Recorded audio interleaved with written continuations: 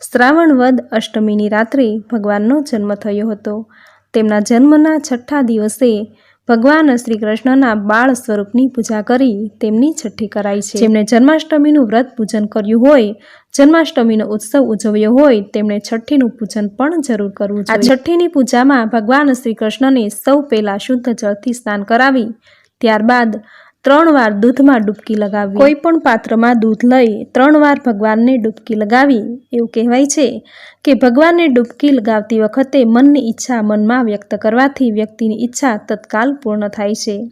ત્યાર પછી પંચામૃતથી સ્નાન કરાવી કેસરયુક્ત દૂધ અથવા સુગંધિત ચંદનયુક્ત જળથી સ્નાન કરાવી સ્નાન કરતી વખતે ઓમ નમો ભગવતે વાસુદેવાય મંત્રનો જપ કરવો।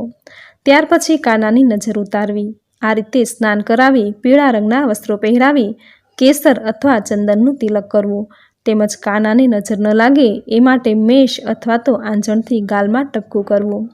આ દિવસે કાનાને પીળા રંગના કોરા વસ્ત્રો પહેરાવવા તેમજ પીળા રંગના દોરાના અથવા નાડા છડીનું આભૂષણ બનાવી કાનાનો શ્રૃંગાર કરવો તેમજ મોર પીંછવાળો મુગટ પહેરાવવો। જેમણે જન્માષ્ટમીનું વ્રત કર્યું હોય, જન્માષ્ટમીના દિવસે ભગવાન શ્રી કૃષ્ણનો જન્મ ઉત્સવ મનાવ્યો હોય, તેમણે ભગવાનના જન્મના 6 દિવસે ભગવાનની છઠ્ઠીનો ઉત્સવ પણ જરૂર કરવો જોઈએ। મિત્રો, ખાસ કરીને દ્વારિકામાં જન્માષ્ટમી દરમિયાન ભગવાનના જન્મના 6 દિવસ બાદ ભગવાન શ્રી કૃષ્ણની ષષ્ઠી કરવામાં આવે છે તથા માતા દેવકીની પ્રસૂતાની જેમ સેવા કરવામાં આવે છે। ભગવાનના જન્મ બાદ બીજા દિવસને પાલના નવમી તરીકે ઉજવાય છે।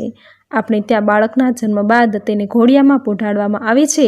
એવી જ રીતે ભગવાન શ્રી કૃષ્ણને પણ તેના બાળ સ્વરૂપનો ભાવ કરી પારણામાં ઝૂલાવવામાં આવે છે। ભગવાનના જન્મના 6 દિવસ સુધી તેમને પારણામાં ઝૂલાવવામાં આવે છે।